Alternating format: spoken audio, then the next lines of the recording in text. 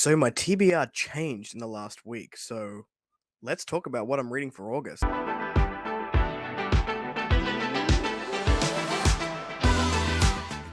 Hello everyone, welcome back to A Fictional Escapist. My name is Kris, and today's video is the August TBR slash at a glance for those who like to know what I'm doing for the month, and those who just want to know about the books that I'm reading for the month. Now, I had already filmed this, it was ready to go, and then while I was away for work over the last sort of week and a half, things changed and my entire TBR sort of got shifted around a little bit. So I do need to record this quickly, which is why we're in this setting and not in the normal setup that I have. So let's jump into what I'm reading this month. I do have about 7 reads, I believe. I've got some ARC reads, I've got an alpha read happening, which I can tell you a little bit about, but not too much because it is an alpha for a book coming out later this year. You would have heard me gush about the series so far, and I've been lucky enough to be on the alpha team for book 3. And yeah, there's a few things that have jumped in, stuff I'm very excited about happening in my birthday month. So happy birthday to me. We'll jump into the definites that I'm reading straight away. The first one is Legacy of the Brightwash. This is going to be my audiobook for the month, quite a lengthy audiobook at about the 24-hour mark, I believe. And for me, that's essentially a whole month of audio. I don't listen to audio super quickly. The last 3 books I've listened to have been 1.7 times speed, but I think I am going to have to slow this one down. So this is the Tainted Dominion Book 1 by Crystal Matar. It says, follow the law and you'll stay safe. But what if the law is wrong? Tashui's faith in the law is beginning to crack. 3 years ago, he stood by when the authority condemned his son to the brutality of the Rift for non-compliance. When Tashui's son refused to register as tainted, the laws had to be upheld. He'd never doubted his job as regulation officer before, but 3 years of watching your son wither away can break down even the strongest convictions. Then a dead girl washed up on the bank of the Brightwash, tattooed and mutilated. Where had she come from? Who would tattoo a child? Was it the same person who killed her? And why was he the only one who cared? Will Tashui be able to stand against everything he thought he believed to get the answers he is looking for? Now, I'm not sure if I pronounced the name correctly during that blurb, but I've heard such good things about this one. It is fantasy, it is Gaslamp, and I believe there's romance in there. Now, I'm normally not one for romance, but I've been told give this book a go. I will not regret it, so I'm looking forward to jumping in. The next one I've got on the list is The Return of the Knights by Gregory Contaxis. This is a ebook that has been very kindly gifted to me by the author, and will be sort of in the vlog. The vlog's a bit different, but I said this was going to be my vlog read of August, so I'll actually vlog my reading experience of this book when I end up picking it up.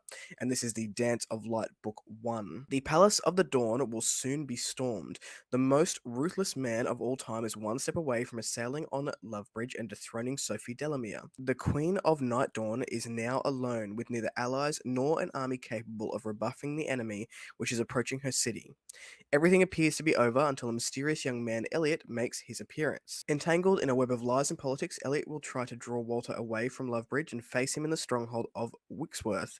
He will attempt to rekindle relations and revive the old alliance between the King of Night Dawn and Sorella Endor, the governor of Wixworth. Elliot's mission will take every fiber of his will, and if he fails, so shall the kingdom. It sounds really cool. I'm very much looking forward to this one. I've seen some good reviews come through lately from other people on the platform and people that I trust, so I think I'm going to have a good time with it. The next one on the list is Stranger Back Home. This is by E.L. Haynes, and again, another one gifted to me by the author. So very grateful to the author for sending this one my way. This one says, one day your father is a renowned diplomat. The next day, he's an infamous terrorist. When Sparrow is summoned to the reading of his father's last will and testament, the most he hoped for was a minor bequest. Instead, he inherited suspicion and accusations from the Empire that his father helped unite. Locked away in a vault are the secrets that will reveal Xavier Dumont's mysterious past and shine a light on Sparrow's future, perhaps even the future of the entire realm. Of course, these secrets won't be obtained easily, especially when everyone in this magical world seems so casually racist.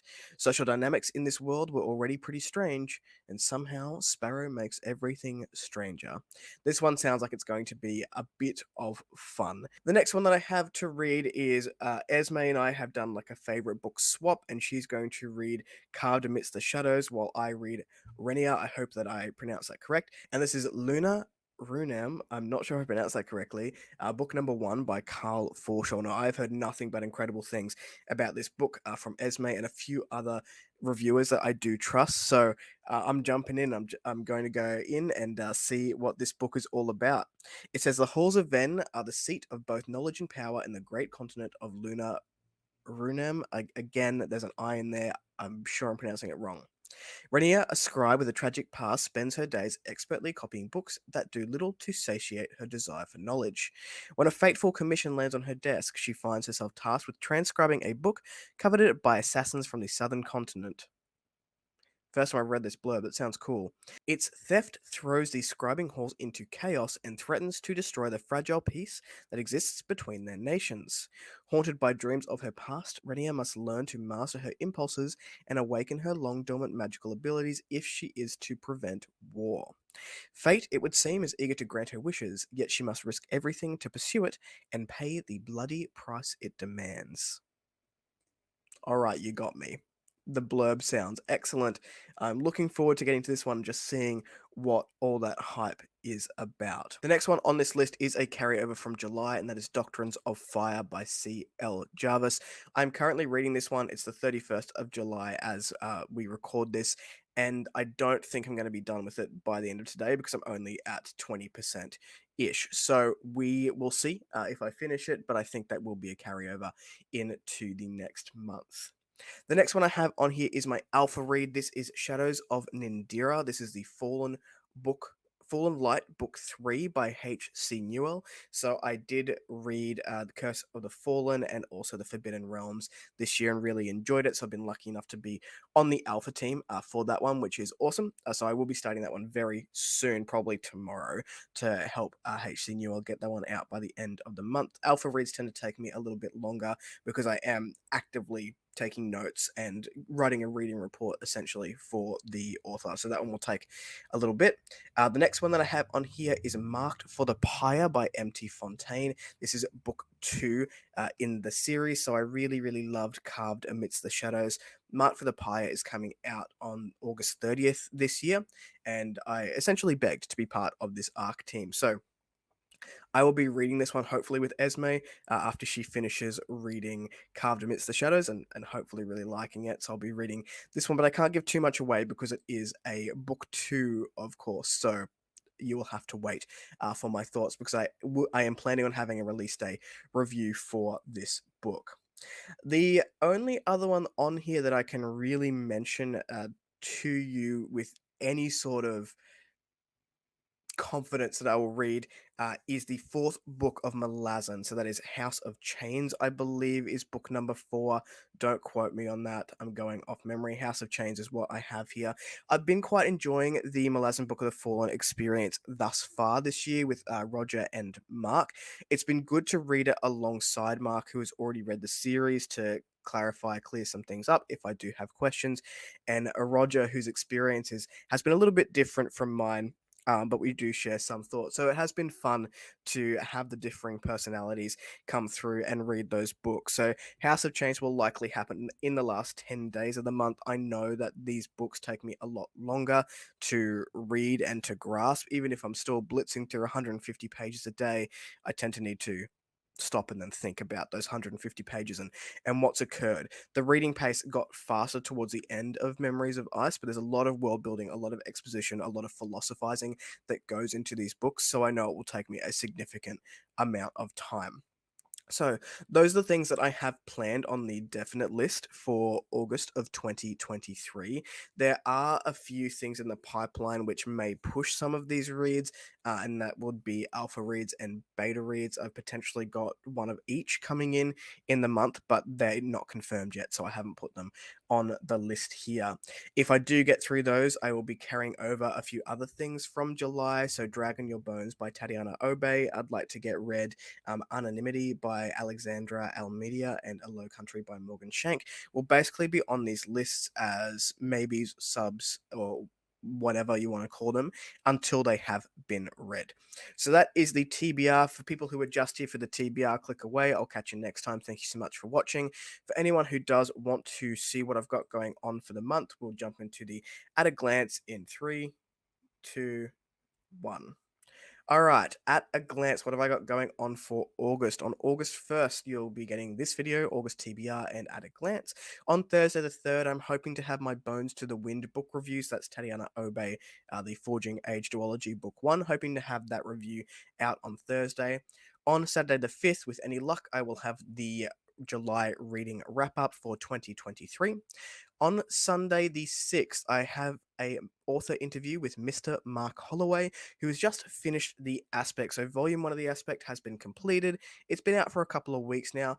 I've loved it. I followed Mark's journey from the very beginning, and I was able to arc read book 2 and 3 and really enjoyed that experience. So I'd like to basically rack his brains for his writing process and the story and what's next for him in the future. So that should be happening on Sunday evening my time and Sunday morning UK time.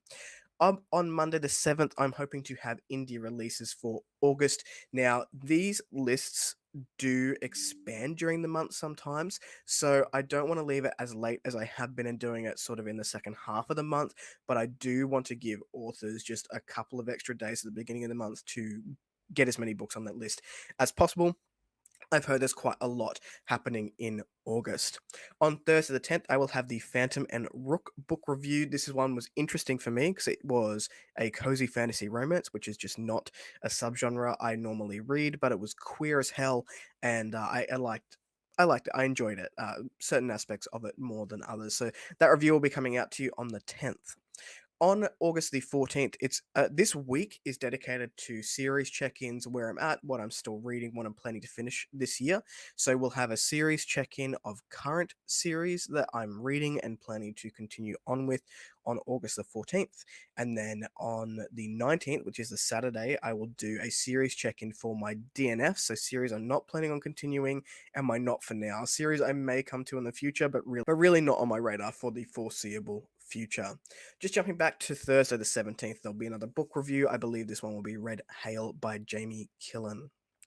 Jumping into the 21st of August, I will have my first half of the year, so January through to the end of June book haul. There's not a great deal of books on that list, but I have accumulated some while I've been in this house. So there'll be a mini book haul on Monday the 21st, and then on Thursday the 24th, I will have my Bastion book review, which still needs to be written, so I need to get on that. But then on Monday the 28th of August, we'll have the reading vlog. So this reading vlog I have filmed over the last month or 5 weeks because there's been some events on, just to give you a little snippet of Australia and what I've been doing. And I went book shopping with Mark Timoney, which was really cool. So that will be in that vlog. And then on Thursday, I will have a release day review for Marked for the Pyre. So it comes out on the 30th, but my time in the rest of the world, I'm in the future. So I'll put it out on midnight on the 31st.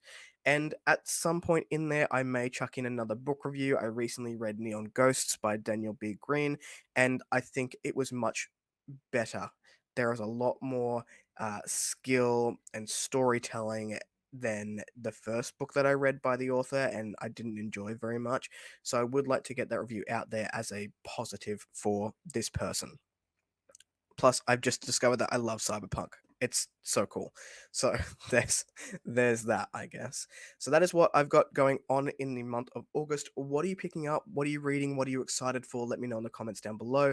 If you like the content, give it one of those. If you want to see more of it, click subscribe at your will. I'll catch you in the next video.